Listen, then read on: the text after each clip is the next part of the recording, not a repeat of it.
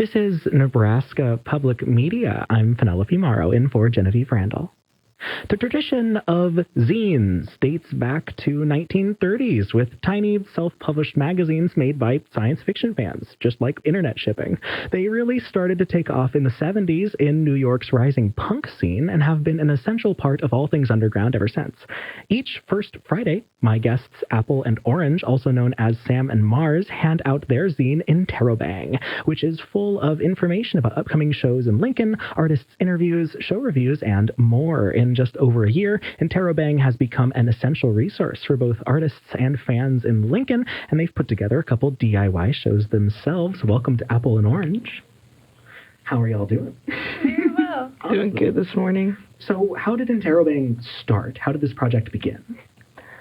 Well, talk about your book. Yeah, you mentioned the 70s, and one or two winter breaks ago, I read this book called The Oral History of Punk, and I thought it was going to be like a historic, I mean, it is a historical document, but it was mostly just about the lives and drama of people like Iggy Pop and Debbie Harry and other people in the New York scene at the time in the 70s, like 60s. Well, I mean, actually, Iggy Pop came from Michigan and everything. But anyways, I was reading that and I just realized that, you know, this huge punk scene that came out from the U.S. and everything was mostly just artists and people who were hanging out all the time and just making music with each other all the time. And, you know, they get record deals, they get money involved, and then, you know, you produce records and it explodes. And that's really kind of just what happens and what's happening in Lincoln right now.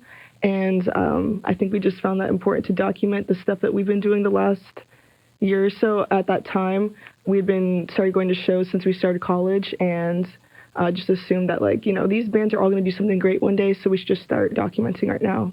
Mm-hmm. Talk to me more about those parallels that you're seeing between that, like, historical scene of the time and the Nebraska scene that you're currently engaged in. Mm-hmm. I think that, I just think that, like, the famousness and everything like that just comes, it's just doing it for, just doing your passion forever. And I think that people in Lincoln, I think, like, New York, for example, it's just like, you know, a famous city. There's famous things happening all the time.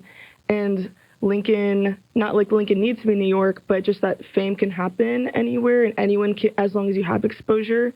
And so if there's people writing about it and paying attention to it, like, that's what fame is. And again, that's not our intention exactly to, like, make people famous, but more just like all they had to do was, for their scene, was have people who are involved in doing stuff all the time, and then you need people who are involved in documenting that as it happens, and then, you know, that'll just form a cycle, a wave of just interest, and keep that going. And we don't need to become, you know, the entertainment capital of the United States or the world, but within our own community, I think it's really cool that we have that for ourselves. And maybe in a couple years, I mean, we know of this, there's a zine called Capital Punishment, or used to be a zine, really, and that was from the 80s. And when we found out about it, we just thought it was the most brilliant thing. They have some CDs that they recorded for their benefit shows at that time, back in the 80s and stuff. And so even if it's only for Nebraskan punks for, like, you know, 30 or 50 years later, that's still really exciting that we could just have that for other Nebraskans in the future. A core important part of the zine as a concept is a good title like Capital Punishment. Yeah. Interrobang is a kind of punctuation. It's an exclamation point and then a question mark. Yes. Right? Yeah. Where did that come from as your title? So I got really into making, like, fake band posters. I would choose a band that I really, really liked. And then I think that one was probably Devo. I was like listening to a bunch of Devo at the time.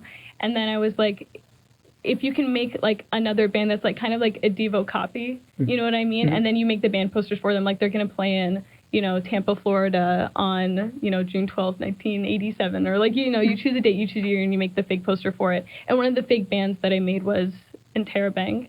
And so I always thought that it was, like, a really silly name, and there's something, like, very clean about it. Mm-hmm. And I don't know, this is, like, a personal thing, but I like that there are 2 R's in it. Like, something about, like, the actual, like, shape and look of the word was very beautiful to me.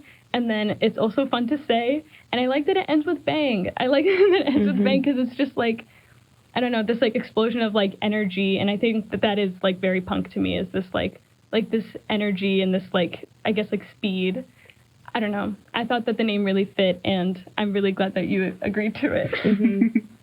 Were there any other names that you had thought of prior to it, or was it like immediately like Interrobang is the name of this zine? That's one of the ones, I think that was the only one that I suggested, but there was another really good idea that you came up with, Orange. It was Pitch Blender. Yes. Ooh, Yeah. Pitch Blender. So, just a quick story about that. I was studying chemistry at SEC, and I was learning about Marie Curie and reading this book that her and her husband, or maybe fiance or boyfriend, whatever, but when they were around, they had to like sift through pitchblende. It's like this mineral to get, I believe, like radium or plutonium. And so I just thought like pitchblende, like that's a really cool, just sounded cool.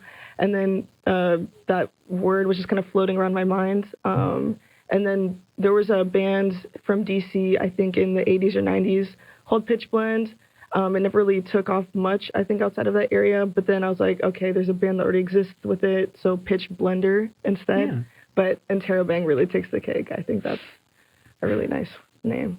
Y'all are a great way to like get into the scene, yeah, since y'all are telling people about what's going on. What would you say to someone who maybe wants to start going to shows but feels that like anxiety of entering a new social space? Oh, wow. Mm. I mean, I think the scene is really loving to all like walks of life, all types of people, and I can't, as long as you're there like earnestly to like appreciate art and like with a kind of curiosity to see like what other people are making, what they're interested in, I think that there's no kind of person that I think would be rejected from that space. I mean, if you're anxious about going, I'll come with you. I don't know. No, I'm serious. Like, that's what I love about it. There's no dress code. Like, there's no, barrier to entry except for your age. But, like, and then you turn 21, and then there really is no barrier to entry. So, like, yeah. And that's the thing about the show schedule up front. It's not in print, but if you go to the website, you can see, like, prices and like age restrictions. So if you're like under 18 and you have no money, that show will let you in. Like, yeah, I think there's a show for everybody. I really, really believe that. In addition to your website, where can people find you this first Friday if they want to pick up a copy? Oh, yes. Okay. This first Friday, you can find us at Parish Studios. We usually get there at like 8-ish, 8, 9. And then we're there until it closes at 10. We usually print about 50 copies, and it's very rarely that we're like, oh, we ran out in 10 minutes, so we know we're out. So if you see us, and I guess you don't know what we look like because we're on the radio, but if you see us, or like people just holding like big stacks of like paper, that's probably us, and we would love to give you one. They're 50 cents, but you can have one. It's okay. Apple and Orange, a.k.a. Mars and Sam, from Interrobang, a fresh zine about the Lincoln scene. Interrobang is full of artist interviews, show reviews, show calendars, and more. If you'd like to check it out for yourself, more information is available on the Friday Live page on nebraskapublicmedia.org. Thanks for coming to the show, y'all. No, Thank you so much.